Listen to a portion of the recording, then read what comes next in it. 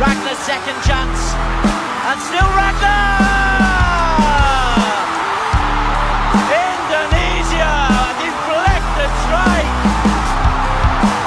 There might be a VAR intervention for earlier in the move, but for now, the celebrations are noisy.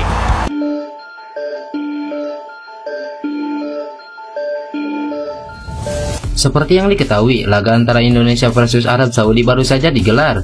Di laga kali ini, Sintayong menurunkan starting line up yang berbeda dari biasanya. Marcelino yang biasa mengisi line up pertandingan digantikan Witan Sulaiman.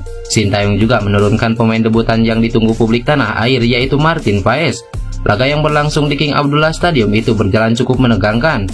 Timnas Indonesia bermain apik sejak awal pertandingan. Lini belakang mampu menunjukkan performa yang solid meski mendapatkan tekanan dari tuan rumah yang dimotori oleh Salem Al-Daswari.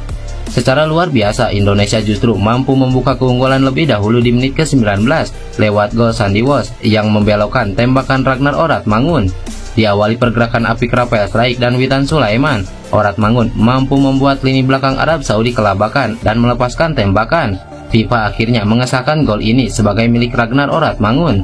Arab Saudi merespon dengan meningkatkan intensitas serangan mereka, namun lini belakang timnas Indonesia yang digalang JIJS masih sanggup membendungnya.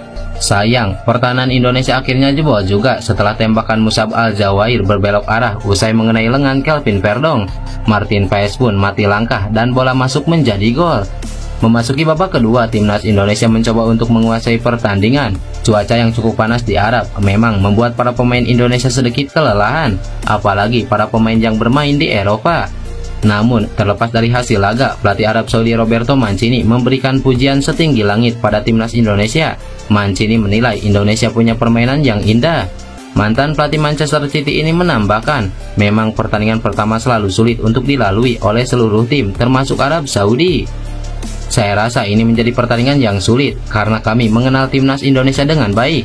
Ini juga merupakan pertandingan pertama dan pertandingan pertama di kualifikasi selalu sulit. Kami mengenal timnas Indonesia dengan baik. Mereka telah berkembang pesat dalam 10 tahun terakhir. Tim Indonesia merupakan salah satu tim yang maju dan kami telah melihat perkembangan tim U23 mereka. Apalagi sebagian menjadi bagian dari tim utama mereka, ujar Roberto Mancini.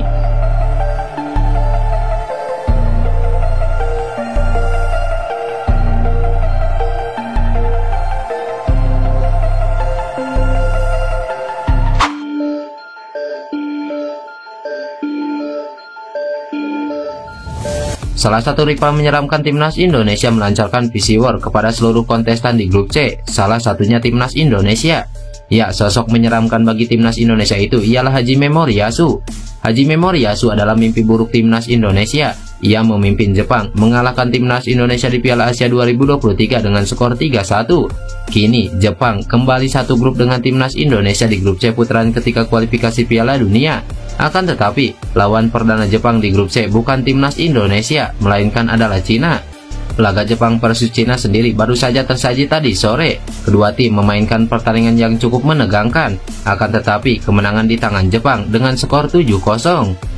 Pelatih timnas Jepang Haji Memoriyasu juga sadar dengan kompetisi berat di fase grup. Meski demikian, ia tetap menargetkan untuk meraih 3 poin dalam setiap laga yang dijalani oleh timnas Jepang. Kami mengharapkan persaingan yang ketat, tetapi kami bertekad untuk berjuang dengan gigih dan memenangkan setiap pertandingan. Dan kami akan melakukan yang terbaik untuk mempersiapkan setiap pertandingan di depan kami, ujar Haji Memoriyasu.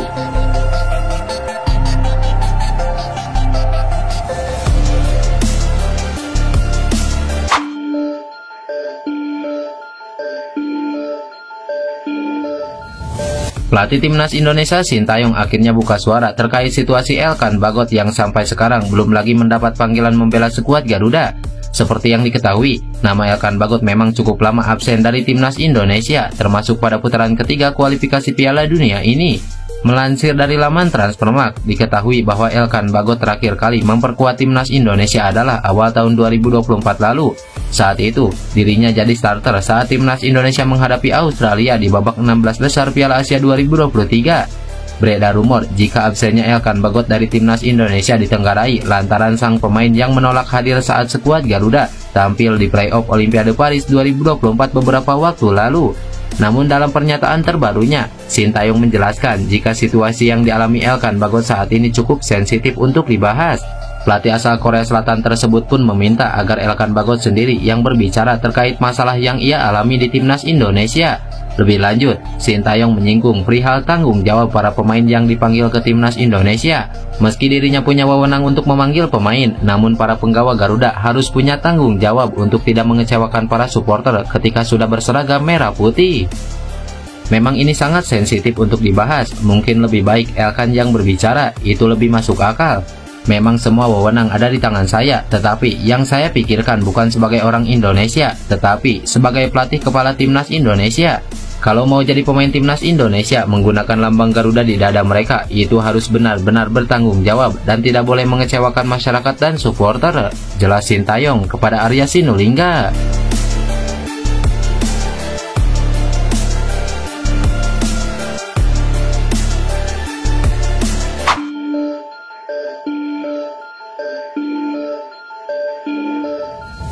Salah satu pemain keturunan yaitu Eliano Raiders mencuat sebagai calon pemain naturalisasi timnas Indonesia. Iya, dia setidaknya dalam 1 bulan terakhir ini sedang dibicarakan. Rumor ini mencuat setelah anggota Esko PSSI Arya Sinulinga mengatakan PSSI sedang memproses naturalisasi pemain keturunan. Pemain keturunan ini tidak pernah dibahas banyak pihak sebelumnya, termasuk di media. Dalam unggahannya di channel YouTube-nya, Arya Sinulinga mengatakan bakal ada pemain keturunan yang menjalani proses naturalisasi di Indonesia pada bulan September ini. Hal ini juga yang membuat spekulasi Eliano Raiders akan dinaturalisasi. Apalagi baru-baru ini, Eliano Raiders terpantau mengikuti akun Instagram Pardi Bahdim. Bagi yang belum tahu, Pardi Bahdim merupakan agen sepak bola yang dipercaya PSSI mengurusi negosiasi naturalisasi pemain keturunan di Belanda. Tak hanya sampai di situ saja, Eliano Raiders juga kedapatan menyukai unggahan akun Instagram Timnas Indonesia soal Garuda Calling untuk FIFA Matchday September ini. Jika Eliano Raiders benar-benar memperkuat Timnas Indonesia, Sintayong sangat diuntungkan. Eliano Raiders dikenal sebagai pemain versatile atau serba bisa.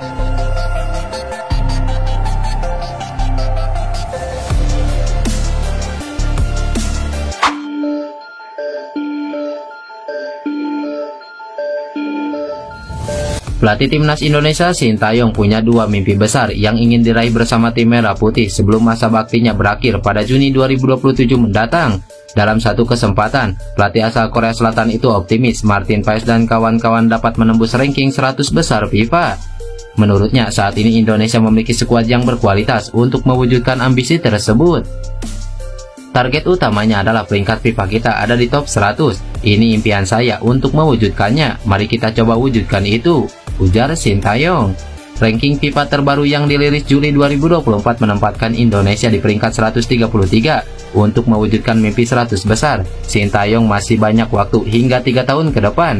Sebelum menembus ranking 100 besar, Sintayong juga bertekad membawa tim Merah Putih lolos ke Piala Dunia 2026.